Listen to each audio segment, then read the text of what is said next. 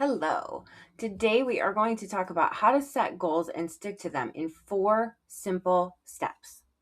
If the phrase set goals immediately makes your chest tighten or brings up guilt, pressure, or memories of goals you didn't finish, you are very much not alone. If you've ever thought, why can't I stick to anything? Or I start strong and then I fall off, this video is for you. Today, we're going to talk about how to set goals in a way that actually supports you, especially if you're tired, overwhelmed, or often really hard on yourself. So, why does goal setting feel so hard? Here's something I want to say right away. Most people aren't bad at goals, they're just exhausted. My go to goal, especially around this time of the year, right around the holidays, is to lose weight. I do pretty well for a while. I get up and work out every morning. I make well balanced meals, but inevitably, I start slacking off. I want to sleep in instead of get up. It's easier to just grab something, whatever it is, instead of cooking something that I know is better for me. A lot of goal setting advice assumes that you're well rested, emotionally regulated, and not carrying a constant mental load. And many women are setting goals from a place of pressure. I should be doing more. I should be further along. I should be better. I should have this figured out by now. When goals are rooted in shame or comparison, they don't motivate us, they drain us. And then when we can't keep up, we turn that into evidence that something is wrong with us. Nothing is wrong with you. So here are my 4 steps to setting a goal. Step 1, set a supportive goal. Instead of asking, what should I be doing? I want you to ask something different. What do I want to feel more of in my life? More calm, more energy, more confidence, more ease?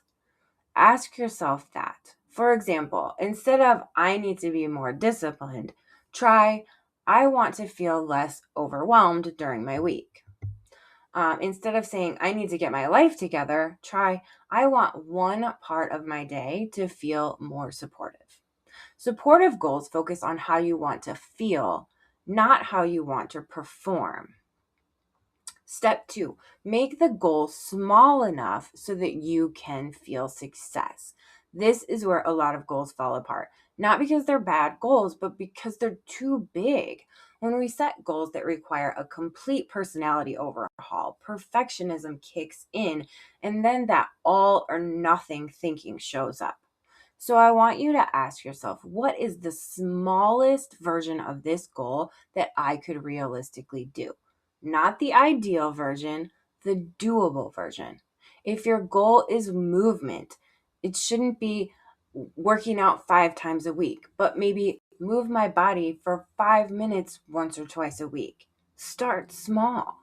If your goal is confidence, you shouldn't say, I want to stop doubting myself, but maybe I want to notice when I'm being hard on myself and pause and recognize it. Small goals aren't lazy, they're how you build trust within yourself. Once you get those small goals rolling, then you can make them bigger and build on them. So, step 3 is to plan for real life. Here's something most goal setting advice skips over. Life is going to interrupt you. You're going to have low energy days. You're going to forget. You're going to have weeks where simple survival is the goal. So instead of planning for your best days, plan for those hard ones. Ask yourself, what does this goal look like on a low energy day? What is good enough when things don't go as I planned? Consistency doesn't come from intensity, it comes from flexibility. All right, step 4, change how you talk to yourself when you miss a goal. This is the most important one. This part matters more than the goal itself. When you miss a day or a week, notice what your inner voice says to you. If it sounds like, I always mess this up, or why can't I just stick to something, or see, this is why I can't trust myself.